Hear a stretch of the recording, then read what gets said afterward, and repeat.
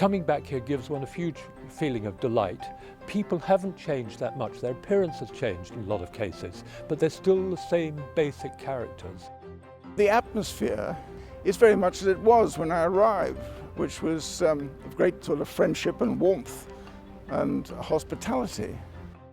I come back a lot whenever I can, and certainly for reasons of nostalgia. I spent a very happy 2 years here, but perhaps even more so because I am thrilled to see what a dynamic and vibrant place Oxford in general and Univ in particular are.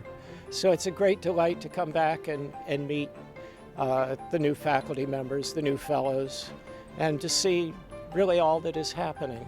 Well, I came to Univ to read chemistry from a grammar school in the north of England, and it was a bit of a shock. It was a completely different life to the one I'd been leading up in the northwest, but not in a bad way, in a very, very good and challenging way.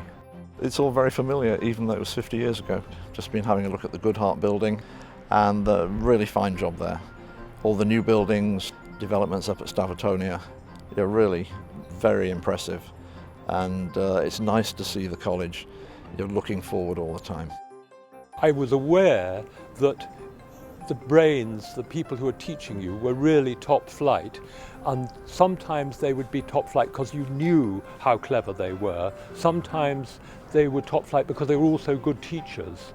And a wonderful philosophy don called John Mackey, who was here, who's the most delightful man. He was tiny. His head was so narrow that we couldn't believe how much brain power there was inside that head. And he was so kind that when you were about a third of the way through your essay, stumbling over your ink blots and your sort of rather infelicitous phrases, he would say suddenly, "Would you like a cup of coffee?" Because he was from down under. I can't remember whether New Zealand or Australia. He was a delightful man, but he was a leader in his field. When you read his papers, you knew this was a huge brain, but he was also a wonderfully able teacher. If you look back on your time at Univ, leaving aside the fact it was a wonderful time to be here, you made many great friends, got a wonderful education, it's a time which has stood me in good stead through the rest of my life. And so I've always felt that I owed Univ a huge debt, and I try and sort of honour that debt in what's a fairly modest way, if I'm honest. And I'd encourage anyone who feels that they owe that debt to the college for the experiences they had here, the way it set them out in life, to consider doing that. When I think of Univ, I think of the people I studied with. I think also of people like Gwen Ovenston, our secretary, Douglas, our porter, Arch Beasley, my scout.